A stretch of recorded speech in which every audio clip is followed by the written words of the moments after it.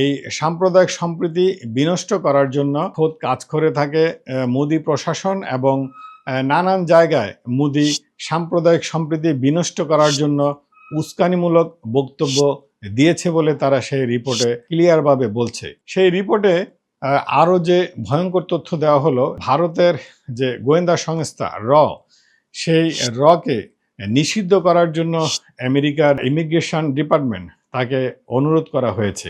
এরই মধ্যে কিন্তু বিশ্বের বড় বড় গণমাধ্যমগুলো বলেছে ভারতের ব্যাপারে যে তারা 5ই আগস্টের পরে বাংলাদেশকে নিয়ে নানান গুজব ছড়াচ্ছিল। প্রথম সারির পত্রিকা থেকে শুরু করে মোদি প্রশাসনের গণমাধ্যমগুলো। যে কারণে আজকের এই ভিডিও 5ই আগস্ট শেখ হাসিনা আওয়ামী লীগ সরকার পতনের পর থেকে ভারত যেভাবে চেয়েছিল আমেরিকাকে দিয়ে বাংলাদেশকে একটি চাপের মধ্যে রাখতে, বরং সেটি উল্টো হয়ে দাঁড়িয়েছে। যদিও মোদি সরকার দাবি করছে আমেরিকা এবং ট্রাম্প তার খুব ভালো বন্ধু, কিন্তু আমরা বাস্তবে তার বিপরীত দেখছি।